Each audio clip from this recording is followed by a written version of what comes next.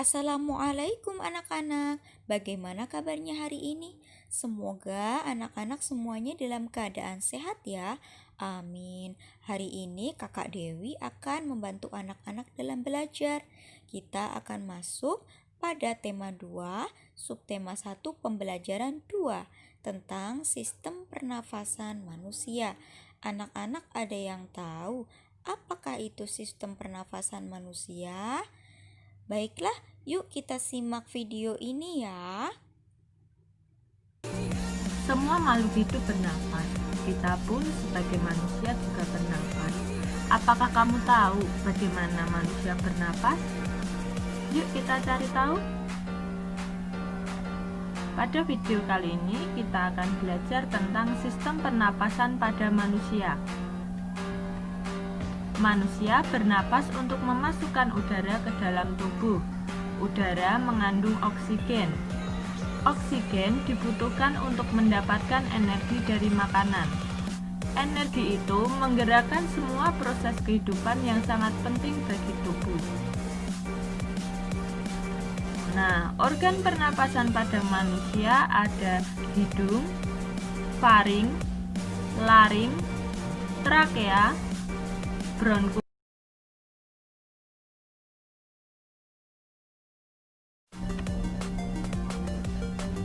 Kita amati terlebih dahulu, ada gambar sistem pernapasan pada manusia, ada gambar dan ada keterangan. Yang A itu hidung, B faring, C laring, D trakea, E bronkus, F paru-paru, dan G diafragma. Yang pertama kita akan bahas hidung. Udara masuk melalui lubang hidung ke dalam rongga hidung. Di dalam rongga hidung terdapat rambut-rambut pendek dan tebal untuk menyaring dan menangkap kotoran yang masuk bersama udara. Selain disaring udara, yang masuk dilembabkan oleh selaput hidung. Yang kedua, faring. Faring merupakan persimpangan antara saluran pernapasan pada bagian depan dan saluran pencernaan pada bagian belakang. Yang ketiga, laring. Laring atau tekak atau disebut juga jakun terdapat di bagian belakang faring. Laring terdiri atas 9 susunan tulang rawan berbentuk kotak. Yang keempat, trakea. Pada trakea atau batang tenggorokan terdapat jaringan yang disebut silia yang akan bergerak dan mendorong keluar debu-debu dan bakteri yang masuk. Selanjutnya ada bronkus. Bronkus merupakan percabangan dari trakea serta terdiri atas bronkus kiri dan bronkus kanan. Yang keenam, bronkiolus. Bronkiolus merupakan percabangan dari bronkus. Dan yang terakhir, paru-paru, lebih tepatnya pada alveolus. Alveolus terdapat di dalam paru-paru yang merupakan tempat terjadinya pertukaran oksigen dan karbon dioksida. Alveolus dikelilingi kapiler-kapiler darah. Alveolus berbentuk seperti buah anggur. Kita amati terlebih dahulu gambar paru-paru. Ada gambar dan ada keterangan gambar. Kita lihat bagian A, yaitu paru-paru kanan. Bagian B, bronkus kiri. C, otot-otot di dinding bronkus. D, ruang udara di dalam bronkus. E, bagian dalam bronkus. F, alveoli. G, ruang udara di alveoli. H, pembuluh darah. Dan I adalah bronkiola. Bagaimana caranya manusia bernapas? Proses bernapas diawali dari udara masuk ke dalam tubuh melalui lubang hidung, lalu masuk ke dalam batang tenggorokan, Batang tenggorokan adalah sebuah pipa mulai dari belakang hidung dan mulut, lalu turun ke paru-paru. Dari batang tenggorokan, udara masuk ke dalam paru-paru. Di dalam paru-paru, oksigen terserap ke dalam pembuluh darah halus. Sebaliknya, gas karbon dioksida dari pembuluh darah masuk ke dalam paru-paru dan selanjutnya dibuang saat kita menghembuskan napas. Setelah kita belajar tentang sistem pernapasan pada manusia, pada video kali ini kita akan belajar membuat pertanyaan menggunakan kata apa, di mana, kapan, siapa, mengapa, dan bagaimana. Kita coba terlebih dahulu menggunakan kata apa. Pertanyaannya, apa saja organ pernapasan pada manusia? Jawaban: organ pernapasan pada manusia adalah hidung, faring, laring, trakea, bronkus, bronkiolus, dan alveolus. Selanjutnya menggunakan kata di mana. Contohnya, pertanyaan di mana letak laring? Jawabannya, laring atau tekak, disebut juga jakun, terdapat di bagian belakang faring. Menggunakan kata kapan. Contoh pertanyaannya, kapan manusia membutuhkan oksigen?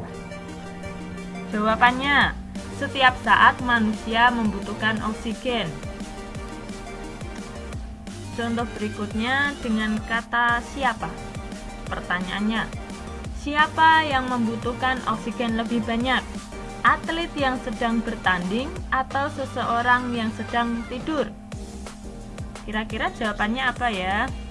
Ya, jawabannya atlet yang sedang bertanding membutuhkan oksigen lebih banyak untuk mendapatkan energi dari makanan. Kata berikutnya, mengapa?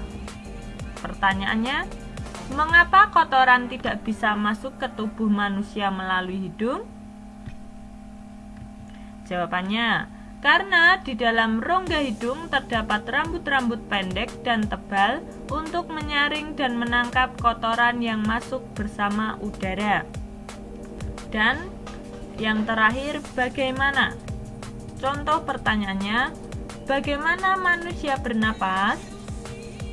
Jawabannya, manusia bernapas dengan cara udara masuk ke dalam tubuh melalui lubang hidung, lalu masuk ke dalam batang tenggorokan, kemudian masuk ke dalam paru-paru. Di dalam paru-paru, oksigen terserap ke dalam pembuluh darah halus. Sebaliknya, gas karbon dioksida dari pembuluh darah masuk ke dalam paru-paru dan selanjutnya dibuang saat kita menghembuskan napas.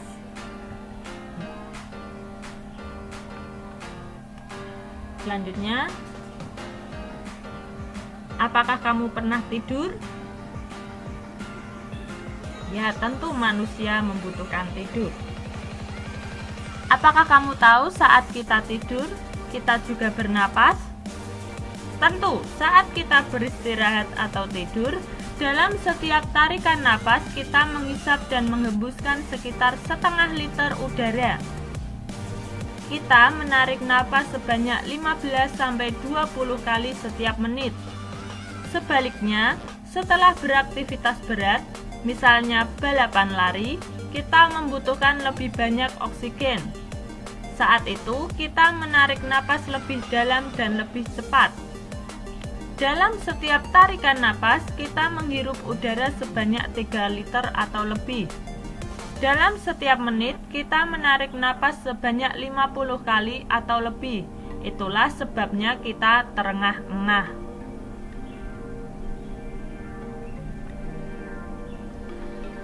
Lambat cepatnya kita menarik napas tergantung aktivitas yang sedang kita lakukan. Sebaliknya, kita juga dapat mengatur pernapasan sesuai aktivitas yang sedang kita lakukan. Sebagai contoh, saat menyanyikan lagu, kita harus mengatur pernapasan supaya nyanyian kita lebih enak didengar. Jika membahas tentang bernyanyi, kita akan membahas tentang seni musik. Di dalam seni musik terdapat yang namanya tangga nada diatonis. Sebelumnya kita akan membahas apa itu tangga nada. Tangga nada merupakan susunan berjenjang. Dalam seni musik ada jenis tangga nada diatonis. Tangga nada diatonis terdiri atas 8 nada. Tangga nada diatonis dibagi lagi menjadi 2 jenis tangga nada, yaitu tangga nada mayor dan tangga nada minor. Tangga nada diatonis mayor memiliki interval atau jarak nada 1, 1, setengah, 1, 1, 1, setengah.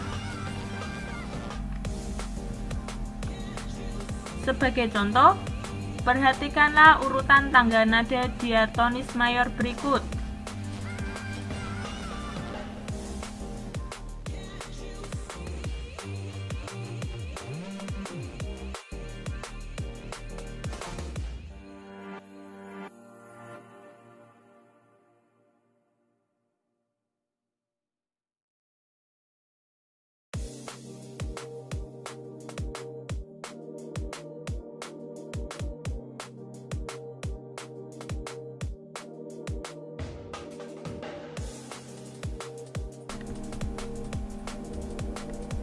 Nah, ciri-ciri tangga nada diatonis yaitu bersifat riang gembira, bersemangat, dan biasanya diawali dan diakhiri nada do.